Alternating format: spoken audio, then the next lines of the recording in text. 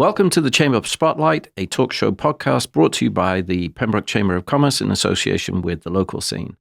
We'll be recording on a regular basis and we'll cover many topics that span local businesses, local elections, local town governance, and a citizens' academy. I'm your host, Fraser Townley, and today I'm sitting down with Peter Brown from the Chamber of Commerce and Tiny & Sons, and Megan Watts from the Farmers Market. Hello. Welcome. The Megan Watts. The Megan Watts. Right. So before we get started, we have a new segment, which is the local town news. Yesterday was Labor Day, so the town hall was shut, so we weren't able to record any town news, but I did manage to speak with Sabrina Chilcott on Friday, and she told me that there's only one piece of additional news to the segment that Andy recorded for us last week. So we're going to play what Andy recorded last week, and then I'm going to add the additional pieces to it. So we're going to hand it over to Andy now. Our town beaches, lifeguards will be on duty through Monday, September 1st, and then leaving the beaches as summer comes to a close, sadly. Beaches will remain open, but residents are reminded that swimming is at your own risk when lifeguards are not present.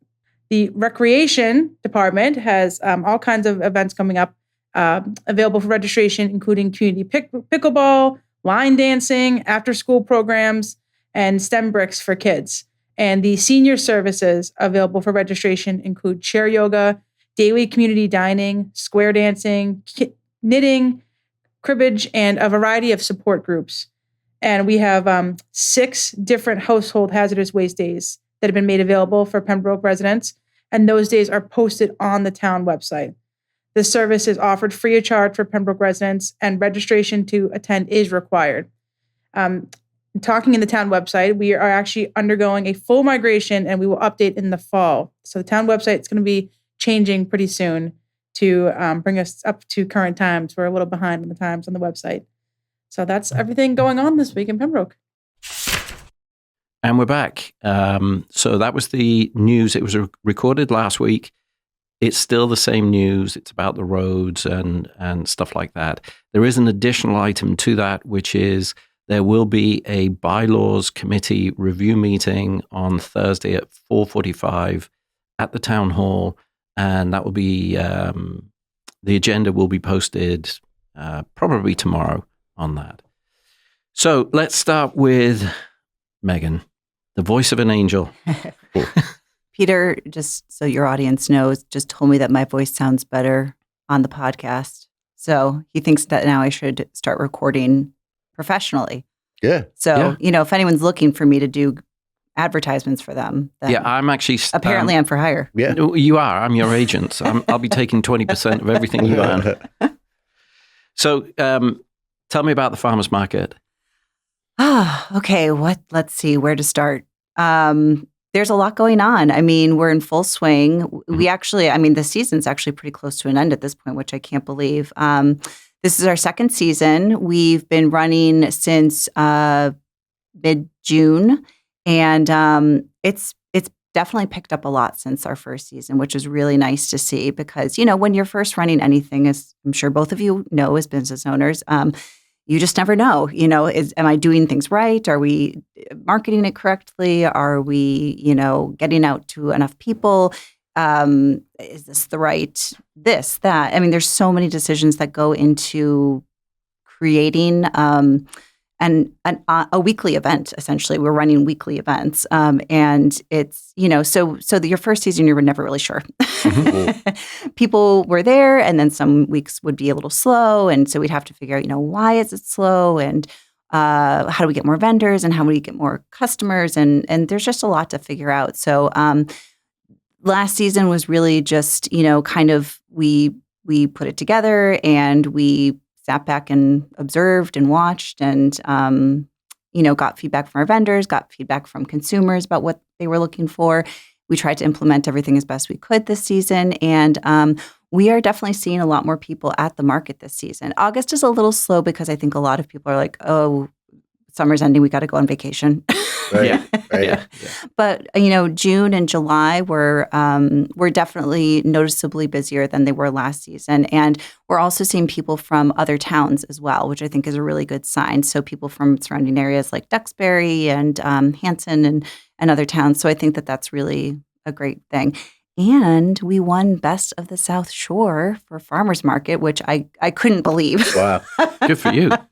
Best of the South Shore. Was that the South Shore magazine? Yeah, Okay. yeah, exactly. So that was a really big deal. And I think that we work very hard at trying to bring a farmers market that people will want to go to. We really work hard to try to have variety of vendors and really just we also try to keep it focused on community. Like we really want people to feel like they come there and it's a place to hang out, a place they can bring their kids. There's face painting every week. We have community events, which I'll go into later. So we really try to It's a focus social on, event. It's a social event, exactly. really It's not is. just like Yeah. buy your cucumbers and go home. And we've never wanted it to be like that. We want people to come. We want people to stay. We want people to talk to each other, connect with each other. And that's what we love seeing. We get to see kids playing together on the little hill behind where we are at the community center, and we get to see them connecting with each other. And every market, I'm like, okay, I have to leave after half an hour because I have to go do something else, and I don't, or I can't rather, because you end up seeing so and so that you Right. haven't seen in 2 weeks, and another person. The social event. It's a social event. And so I always joke with my husband. I'm like, okay, I'm going to be back at this time. He's like, no, you're not. Yeah. Yeah. I'll see you this afternoon. Yeah, exactly. So, so we think that we've been successful at making it feel like a community event, and we want to continue to do what we can to make everyone in our town and surrounding towns feel welcome there. Uh-huh. And so you said August is usually quieter, but this August was a little busier. Did the Arts Festival have anything to do with that? So this year, the Arts Festival, so we were across the street. I'm not plugging the Arts Festival, by the way. I'm just... You should. Because, I like that it was presented as Pembroke Community Day. Right. So I think the fact that, there was a lot going on that day was beneficial for everybody. I think that could have been part of it. I think that, the more things, I think people really want just a reason to go downtown. I think that people are looking for events to go to. So I think that the Arts Festival being part of it, and then, the police getting involved and the fire station getting involved, I think it was a really nice thing for everyone to kind of say, like, let's jump on board and make this feel like, the whole town can come out, and we want everyone to be downtown. So, the Arts Festival was very busy downtown, busy for us, and I think busy for them as well. And then, the end of August, I think, is, again, vacation time. So. Yeah, no, I understand. But I go to the farmer's market every weekend with my dog. Oh, yes, it is dog friendly. It's fantastic. Yeah. And it's good training for her. Mm-hmm. It's very social. You meet a lot of people. Mm-hmm. I get my cucumbers from the Cushing farm stand. Yeah, local farm. There you go. Pembroke. A plug for the Cushings. Yes. So when you talk about sometimes the numbers are down, when you say people aren't, it's not a negative. I shouldn't even talk about this, but is it vendors or is it customers?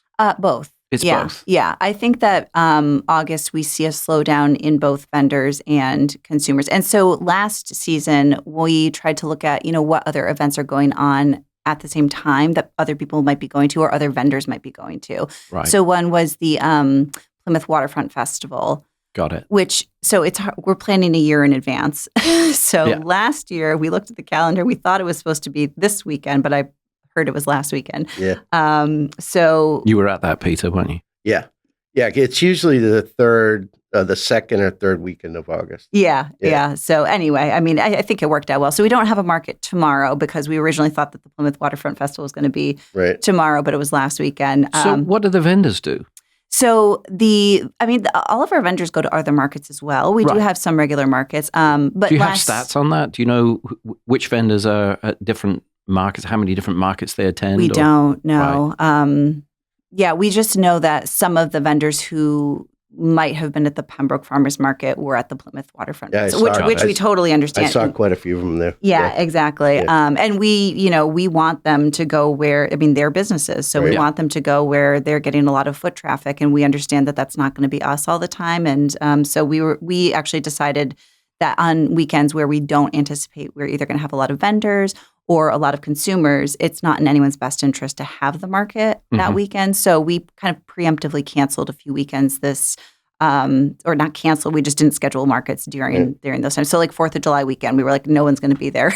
Right. And a couple of the vendors actually thanked us. They were like, thank you for I know that, having a market this weekend. Mike and Kathleen worked really hard on Community Day. Mike and Kathleen Keeble. Yeah. And you said that right, Peter. Yeah, well thank done. you. Yeah. But I noticed that day that I've never seen so many people I haven't seen in a long time. Yeah. It was crazy. Yeah. And then you started the farmers market in Hingham, was it? Was it the other one? So the Hingham Farmers Market, Mark Cullings, who sadly has passed, he was like my Gandalf, my Yoda, my like guru in every sort of way. He was the nicest man. And I had reached out to him when we were in the preparatory phases just to kind of say, we know that Hingham has a very successful farmers market. Vendors speak very highly of it. Do you have any tips, advice? And so he was like, yeah, come to the market and meet with me. He sat down with me for an hour and, just gave me all of his advice. He had been the president of the board for a very long time and just was like, do this, don't do this. Yeah.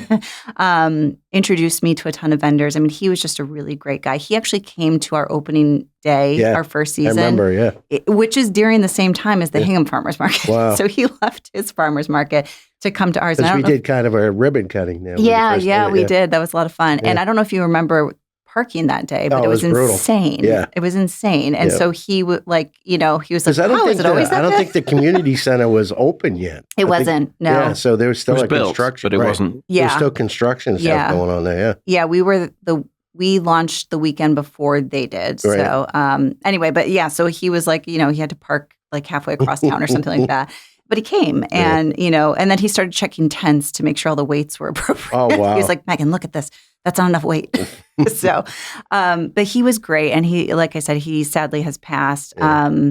But yeah, we modeled ourselves after Hingham because it is so successful and it is well regarded. And, so I think that made it easier for us because we didn't really feel like we were reinventing the wheel. I mean, we're a group of residents of Pembroke. Right. I mean, we like farmers markets. So we were like, we would like a farmers market here, but, it wasn't like we had a history of running farmers markets or anything like that. So it's definitely we had an hour's training. Exactly. Right, exactly. Well, and he was like, do this, don't do this. So I was like, okay. And it's interesting because Fraser and I talk about this a lot. It's like the business part of it. Yeah. So it's all nonprofit. It's all volunteers. Mm-hmm. And when a business sponsors that, how does that help the farmers market? Oh, it helps tremendously. I mean, it costs a lot of money to run a farmer. Well, I mean, I'm sure people run it in different ways, but the logistics part of it, it costs a lot, and it also costs a lot in kind of like behind the scenes things. We have to purchase all of the things that we need, tents, tables, things like that. Those things are not that expensive, but then there's insurance, and then you have to hire bookkeepers and accountants and things like that. There's all those kinds of non-fun things. So the pop-ups are not owned by the vendors; they're owned by you.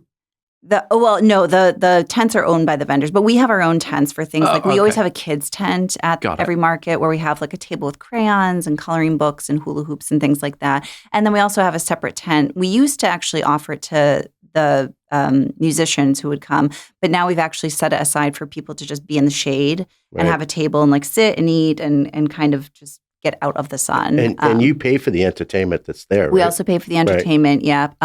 But, we also like to do, as I said, we have some fun events coming up. And so our sponsors, Tiny and Sons, who is one of them. Yep. That was my segue.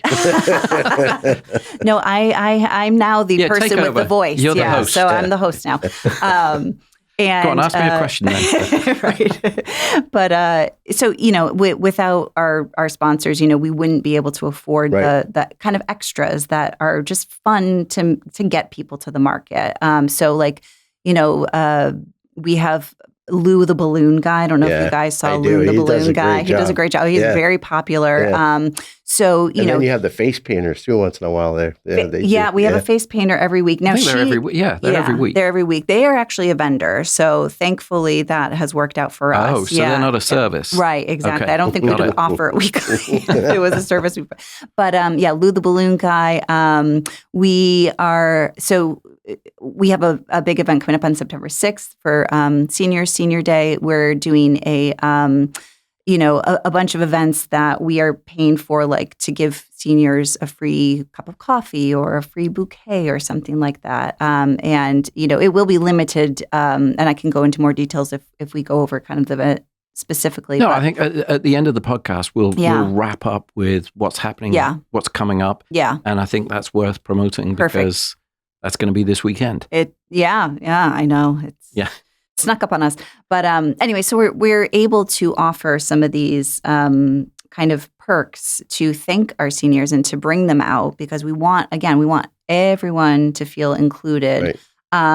And we collaborated with senior services at the community center to kind of say, what can we do to bring seniors in? And the number one thing is, if you're a person who is on a limited budget, if a fixed budget, because a lot of people are retired, they are just watching their bank account very closely. It's not everyone has a lot of expendable income, so you really are trying to figure out kind of like where to spend your money and how to wisely spend your money.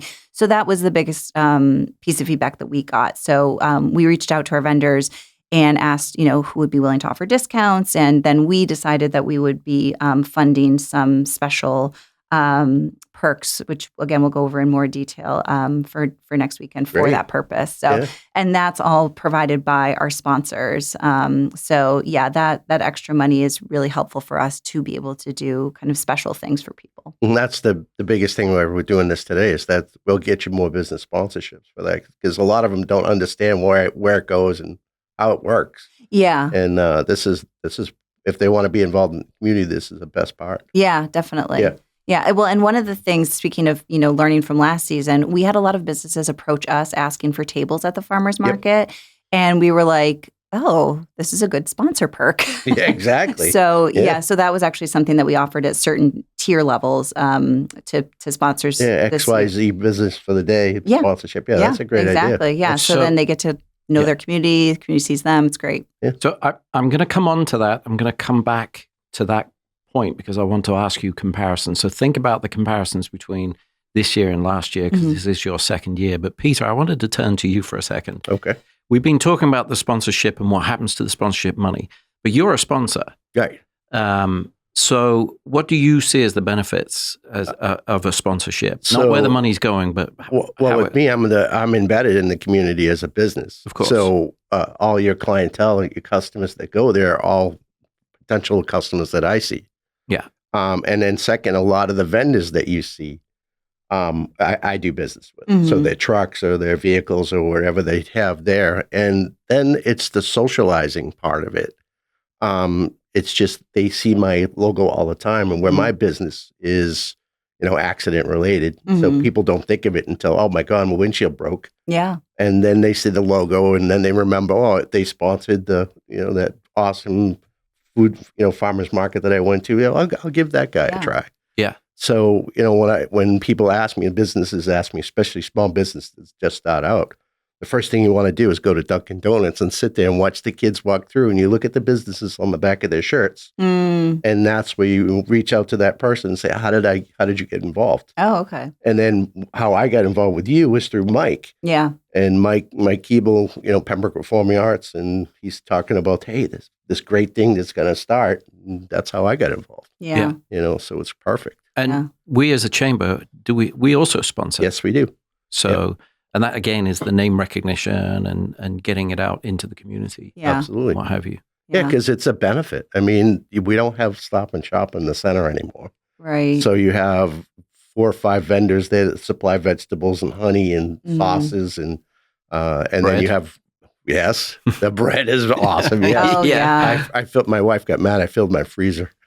And there was so much good stuff. Did you try the croissant sourdough? Yes. Should we also talk about the sandwiches? And the sandwiches from Christina's. Cafe Christina's, yeah. I love those. So my son likes chicken parm now because of them. Yeah. Which is like a miracle. So now I'm making chicken parm on Sunday, which I'm really excited about because I haven't been able to make it so long because everyone's like, ew, red sauce. Oh. But he was like, really? what? He was like, they have a really good red sauce. I'm like, yeah, I know. So now he likes chicken parm again. Have you tried the garlic one that they have, the white sauce they put on it? No. Oof. Oh, okay. Oh, it's really good. Okay. Yeah. All right. I'm going to ask for some. Making Anyway, me we hungry, digress. Yeah. Exactly. So we promoted Christina's, Cushing Farm, the We also bread have folks. Bread folks. Overboard Farm is another Pembroke farm. Right, we have a lot of businesses from Pembroke, and that's something we're really proud of because I don't think that that's very normal for a farmer's market. I don't have stats on that, but I remember I've said that to people before. They're like, wow, you have a lot of businesses from your actual town. Yeah. I'll tell you what else isn't normal for a farmer's market, to have a Wahlburgers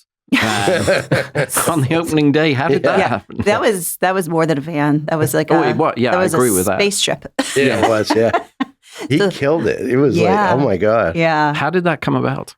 So if you ever want a food truck, you just go to, it's like massfoodtrucks.org or something like that. There's like a place that you go and you fill out a form and it goes to all of the food trucks in their association. Oh. And that way you don't have to call restaurant after restaurant trying to book a food truck. It's like then they call you if they're available. And when I saw that Paul Wahlberg had emailed me, I was like, oh my God, it's like a celebrity emailing me. So that's how we got them. Yeah. And they're actually going to be there on October 4th as well. Yeah. So in a tent. I asked them if they could bring the tent this time. Oh, really? And a celebrity. And a celebrity. And his brother. Yeah, I know. Well, the funny thing was when I talked to him on the phone, I was like, don't mention that you're a New Kids fan. Don't mention that you're a New Kids fan. And of course I did. I couldn't help. I go to the New Kids concert every time they're in town. Someone has. I'm a blockhead. Yeah. So, again, that would be awesome entertainment at the farmer's market. Yeah, I know. I don't think we have them in the budget. Let's save that. Let's save that for our Taste of Pembroke. Right, exactly. So that, again, you're preempting my questions. You're the host. Yeah. So I was going to ask you, there's a difference between the first day, the last day, and then every other day in between. Yeah. And that is the grass. The grass. The grass. What? So we were also on the grass for the Pembroke Festival, the Arts Festival. Yes. I know why we're not on the grass all the time. Mm-hmm. I also understand that's going to change, or hopefully that's going to change. Is that correct? I hope it's going to change, yeah. I've learned much more about grass than I've ever cared to in my entire life from Lance Kennedy. Yes. I know Lance is particular. Yeah. And Lance runs the community center. He's kind of he does everything. The God. Oh my God. He's there like at 5:30 in the morning. Yeah. He's crazy. Yeah. So just so, because I know the listeners are going to they've asked these questions, so I'm going to let you answer them. I know the answer, but why do we have it grass sometimes, not grass most of the time? Sure. So, so last year, the grass was just being established, and apparently, and again, this is from my new knowledge of grass, it takes a while to establish, and if it gets trampled on and is heavily used, then it doesn't just. It just doesn't get it right. Exactly. Yeah. And so this year they were willing to let us on a few more. So last year was like a no. Correct. You can't be on the grass because it needs to grow, which was totally fine. So we kind of compromised and had just a few of like one a month on the green, just to kind of be there, but then give the grass a chance to recover. We did not have a market on the green at all during August because the arts festival was there. So that was kind of like there, which I think worked out fine because, again, we were all there and in the same vicinity. So I think that was totally fine. So the September 6th market will be on the grass, and then October 4th will be on the green as well. The hope is that eventually we will be on the green because literally every single week, people are asking us, why aren't we on the green? It makes a huge difference as well. It does.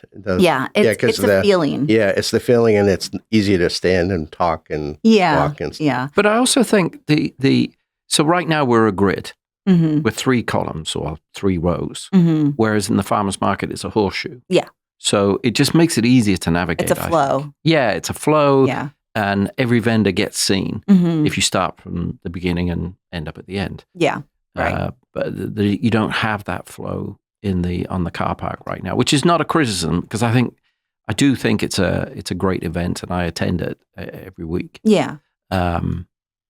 So that's the reason it's grass control. Grass control, yeah, and maintenance. In the future, hopefully, it will be the horseshoe every time. Hopefully, yeah. That's to be determined. And I'm the last market that I was at on the green, I was going around to vendors. I must have sounded completely crazy because I was like, "Don't put that on the grass right now. Wait as long as possible to put that on the grass." Because such as just tents and heavy things. It's really heavy anything things that flat, we have to, that's bigger than 2x4. Yeah. So I was there's a couple of people that have hot plates and what have you, coolers.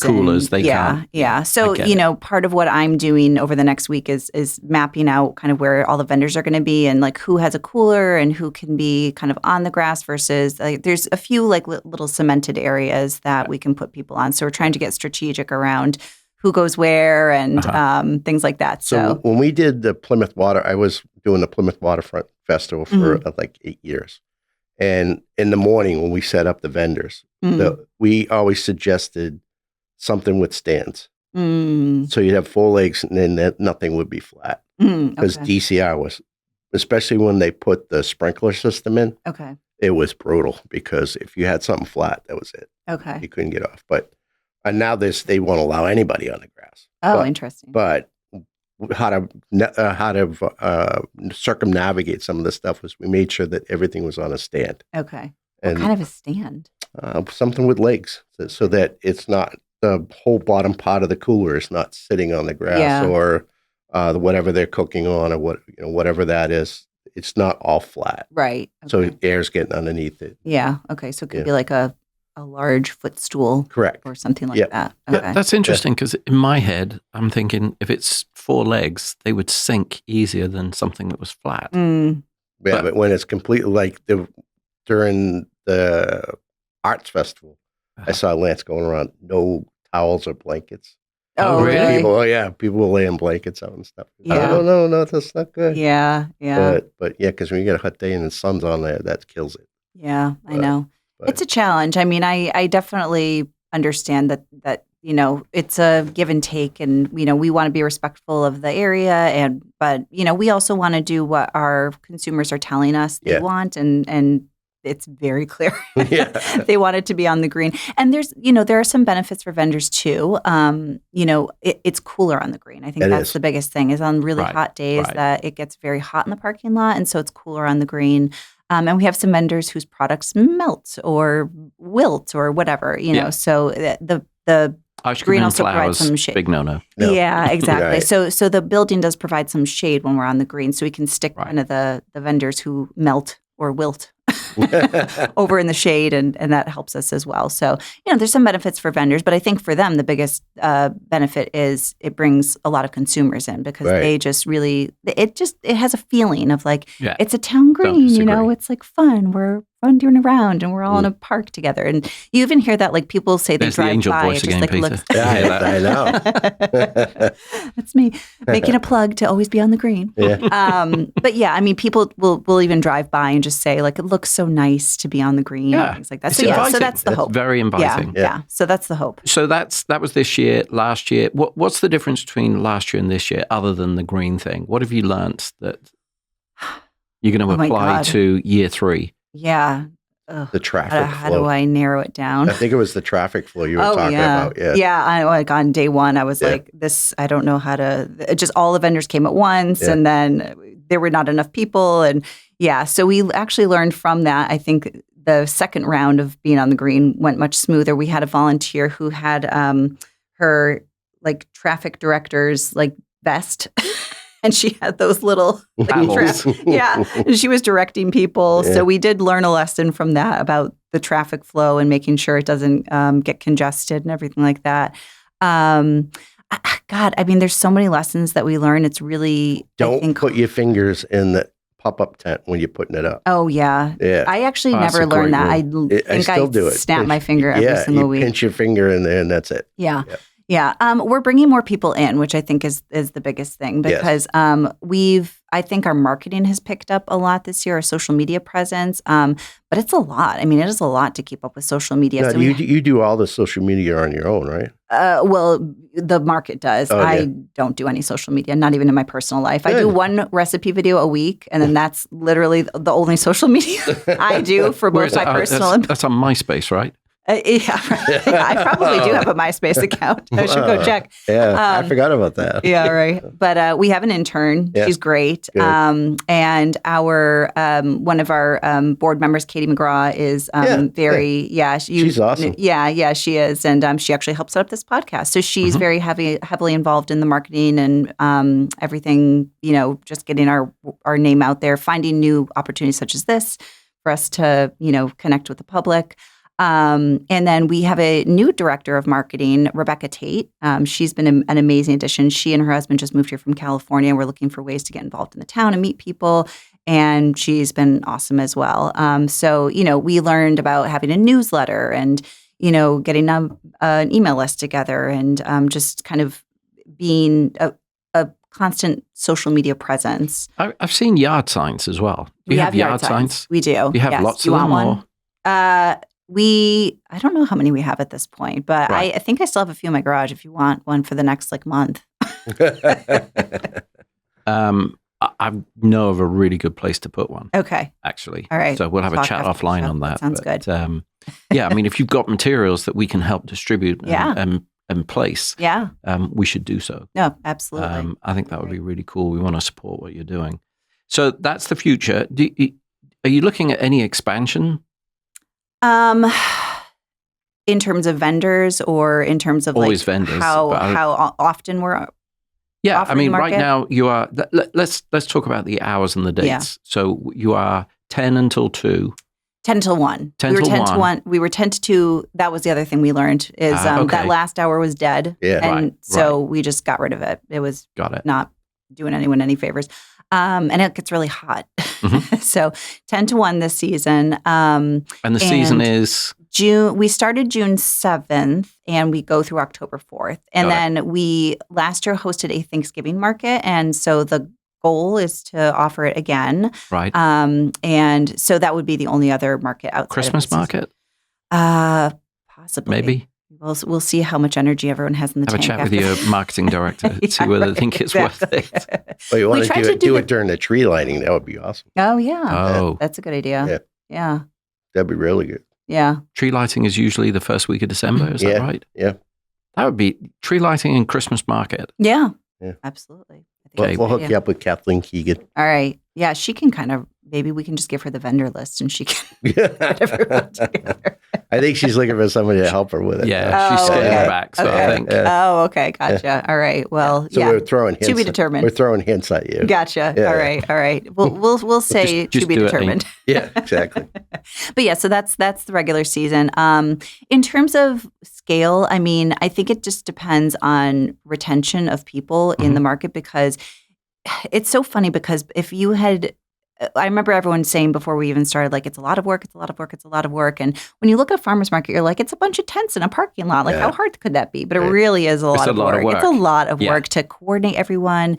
There's a lot of, I think to do it again, the way that we do it, we have contracts, we have insurance requirements, we have to, we kind of go through everything with fine tooth comb and make sure that, people are, protected and there as a, kind of legitimate business and that we are protected, because again, we are just residents. So there are a lot of considerations that are, just it adds to the list of things you have to do. And so to have, it really does take a lot of people to do what we do. And like you said, we're all volunteer. So I think it's all about retention of people. Right now we have a really great team and we're expanding. And we've had some amazing volunteers. So I think that what the future looks like will really depend on keeping that core group of people. And I think the thing in terms of going back to your question about lessons learned, to me, going into next season, the big question on my mind is how can we be more efficient with the work that we do so that we can retain the people that we have, because I think if people, I think everyone we have loves what they do, loves the market, and is very happy to be involved. But we also have a million other things too. We actually know each other because our kids all go to school together.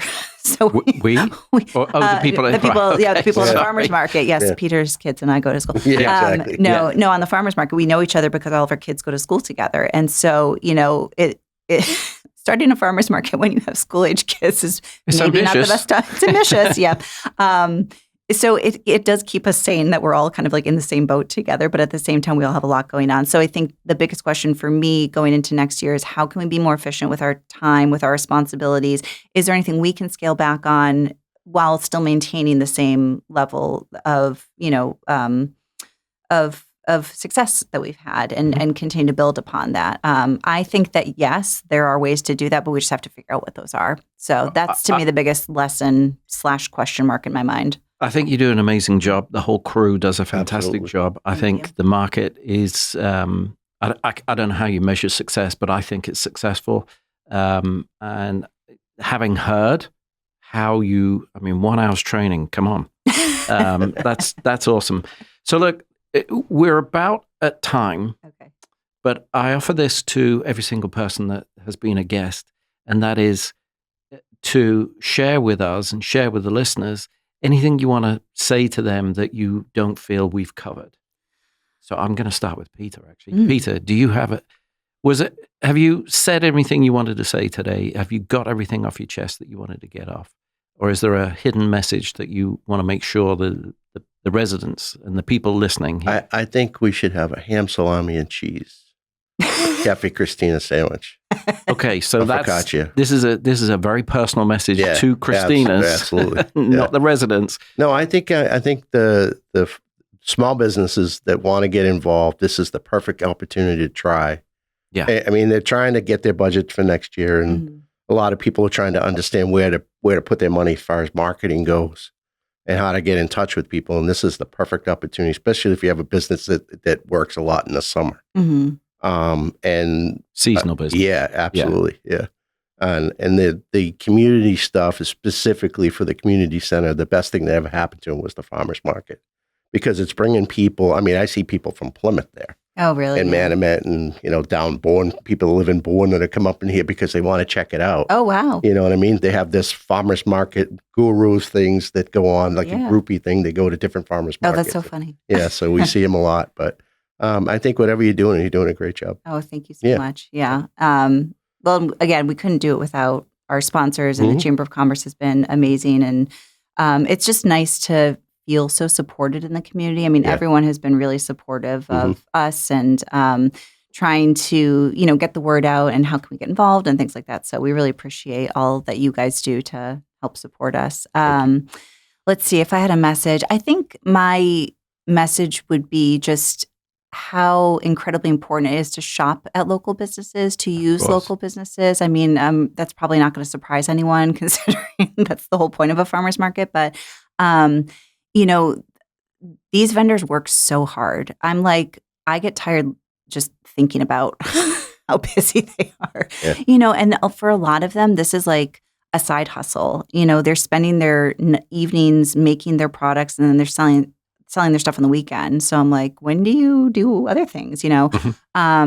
Farming is so hard. I mean, farming is not easy. And they have to wake up even earlier to pick everything fresh and then come to the market. I mean, it's a lot of work. And so I think my message would be just like, it's so important to support small local businesses. It helps the thriving economy. It helps bring more events into Pembroke. It makes Pembroke a destination to go to. So I think it helps everyone when we support our local businesses, and especially when we support local farms. I'm a health coach outside of here, and so one of the big reasons to me to go to a farmer's market is the fresher the produce, the fresher your food, the better it is for you. And it's really important to keep these small local farms in business because they're the ones who will give you the freshest, highest quality produce. And a lot of them use organic methods. They're just not certified organic because that's like a whole process to go to. But you can talk to your local farmer at a farmer's market and ask, what what goes onto this. You can't do that It's at not a grocery processed store. Yeah, at all. exactly. So, so it's better for us. It's better for the economy. It's just all around good for everyone to support local. Strawberries and the raspberries. Yeah. Wow, they were crazy. Yes. Those are really good. Yeah, they're so good. So No, I think that's a really good message, a strong message, well made. Okay, so thank you to our guests, Peter Brown and Megan Watts. Oh, actually, Megan, you were going to say something about this Saturday, September the 6th. yes. Why don't you just slide that in now? Okay, perfect. So Saturday, September 6th at the market, we'll be on the green. And it'll be Senior Day, so it's a market specifically geared towards appreciation of our senior community. The senior services is now part of the community center, so we thought it very fitting that we should, have a day dedicated to them. And so to show our appreciation, we are.